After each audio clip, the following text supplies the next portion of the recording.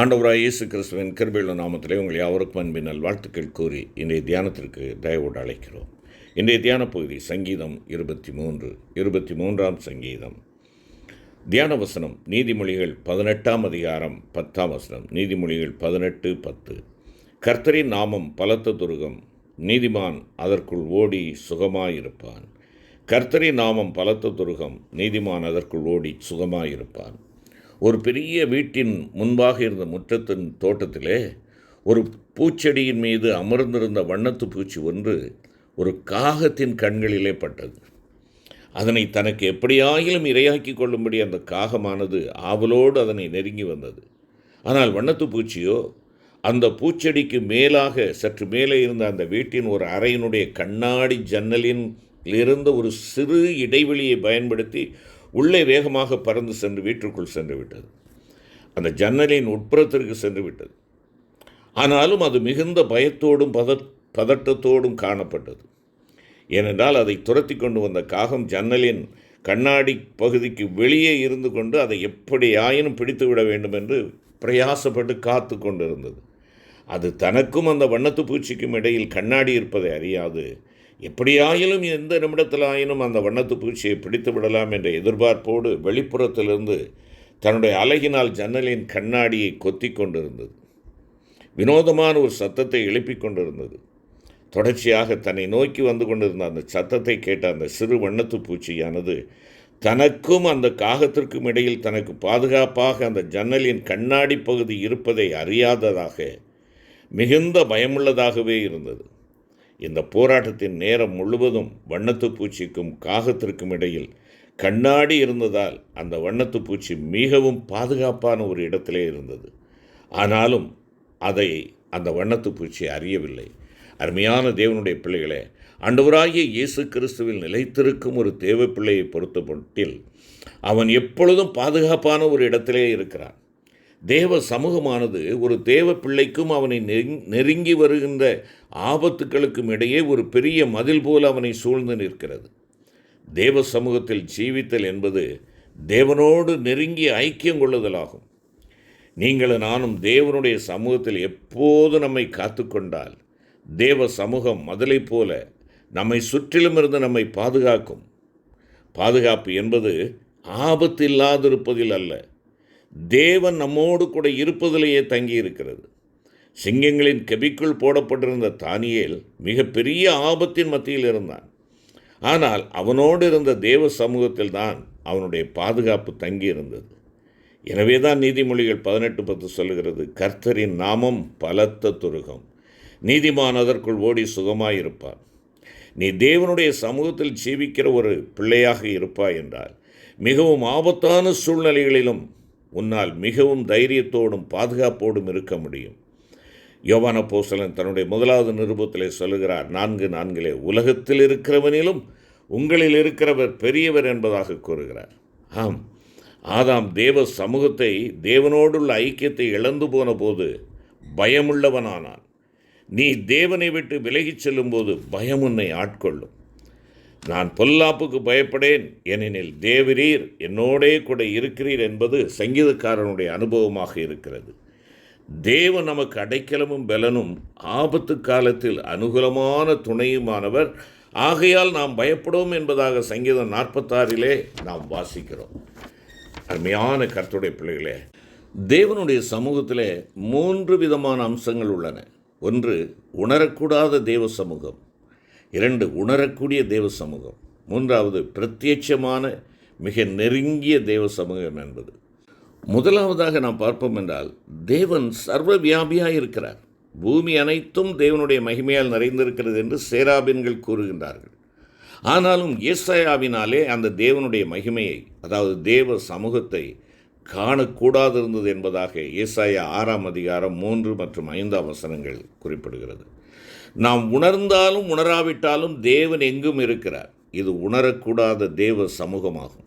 இரண்டாவதாக, 2 பேராவது 3 பேராவது என் நாமத்தினாலே எங்கே கூடியிருக்கிறார்களோ அங்கே அவர்கள் நடுவிலே இருக்கிறேன் என்பதாக பரிசுத்த மத்தேயு 18:20 கூறுகிறது. தேவனை நாம் ஆராதிக்கும் போது அவருடைய சமூகத்தை உணர்கிறோம். இது உணரக்கூடிய தேவ சமூகம். மூன்றாவதாக, இவற்றை பார்க்கல மிக மேன்மையான விதத்திலே நாம் அனுபவிக்கக்கூடிய தேவ சமூகம் ஒன்று உண்டு. அதுதான் பிரத்யட்சமான மிக நெருங்கிய தேவ சமூகமாகும். இந்த தேவ சமூகத்தில் நீ ஜீவிக்கின்ற போது தேவன் எப்பக்கமும் உன்னை சூழ்ந்திருப்பதாக நீ உணர முடியும். உன்னால் சுயமாக ஒன்றும் சிந்திக்க முடியாது, சுயமாக பேச முடியாது, சுயமாக ஒன்றும் செய்ய முடியாது. தேவனே உன்னை முற்றிலும் ஆட்கொண்டு அவருடைய சித்தத்தை வெளிப்படுத்துவார். நீ தேவனோடு நடந்து அவரோடு உறவு கொள்ள முடியும். அவர் உன்னோடு பேசுவதை நீ கேட்பாய். நீ அறியாமல் ஏதேனும் ஒரு தவறு செய்தால், நீ தவறு செய்ய முற்படுகின்ற பொழுது அவர் உன்னை எச்சரிப்பதை நீயும் நான் உணர முடியும். அருமையான கர்த்தருடைய பிள்ளையே, உன்னுடைய வாழ்க்கை உனக்கு சற்றும் பாரமற்றதாக மிகவும் லகுவானதாக இருப்பதாக நீ உணர்வாய். உன்னுடைய வருங்காலத்தை குறித்தோ மற்றும் ஏதேனும் தேவைகளை குறித்தோ உனக்கு யாதொரு கலக்கமும் பயமும் இராது. உன்னுடைய ஒவ்வொரு அசைவிலும் அவர் இருப்பதை உன்னால் உணர முடியும். இதை குறித்தே சங்கீதக்காரன், நான் நடந்தாலும் படுத்திருந்தாலும் என்னை சூழ்ந்திருக்கிறீர், முற்புறத்திலும் பிற்புறத்திலும் நீர் என்னை நெருக்கி உமது கரத்தை என்மேல் வைக்கிறீர். உம்முடைய ஆவிக்கு மறைவாக எங்கே போவேன்?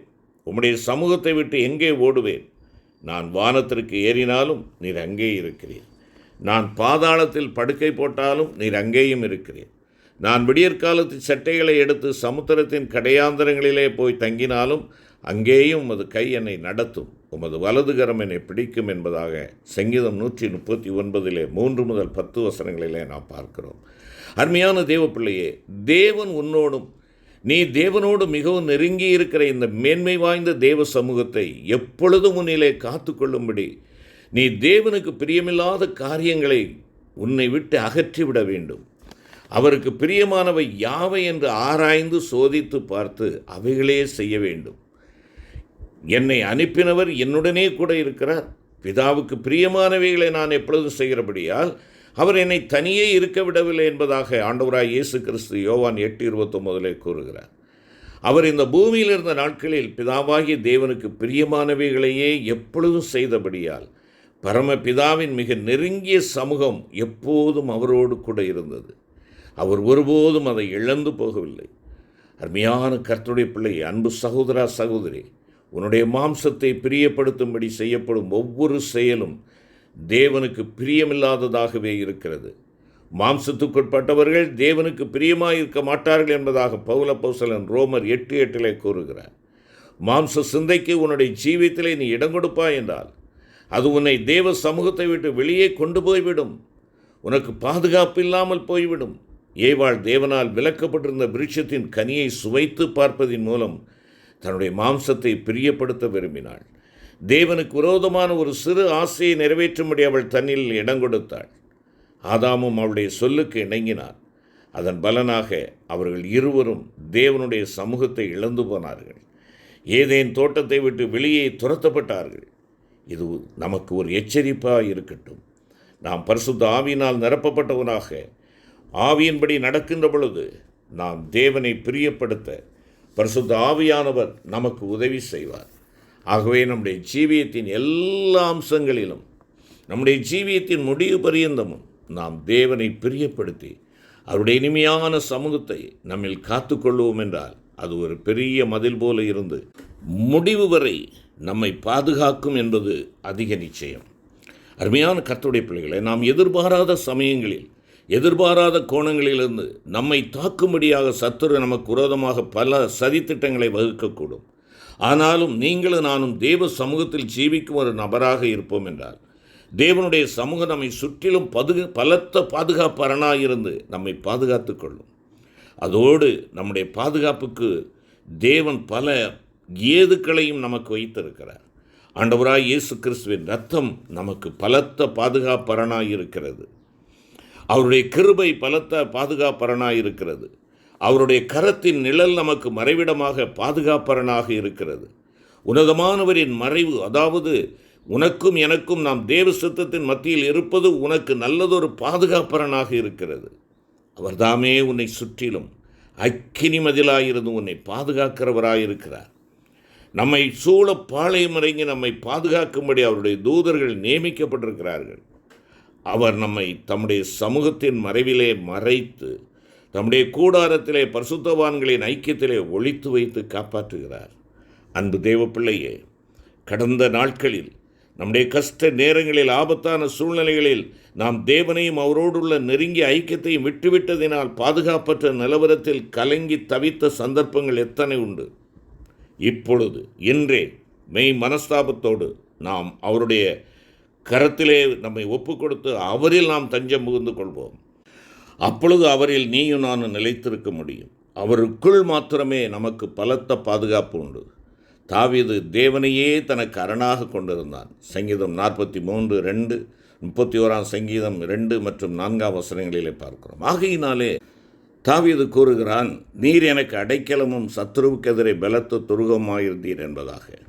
அருமையான கர்த்தருடைய பிள்ளையே, என் சமூகம் உன்னோடே கூட செல்லும், நான் உனக்கு இளைப்பாறுதல் தருவேன் என்று நம் தேவன் நமக்கு வாக்கு பண்ணுகிறார்.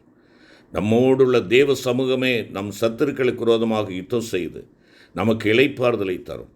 ஆகவே அருமையான தேவனுடைய பிள்ளையே, உனக்காக யாவற்றையும் செய்து முடிக்கும் தேவனுடைய வல்ல கரத்திலே உன்னை ஒப்புக்கொடு. தேவனுக்கு நீ உன்னுடைய ஜீவியத்தின் மிக உன்னதமான கனத்தை கொடு. தேவ சமூகம் உன்னை கனப்படுத்தும்.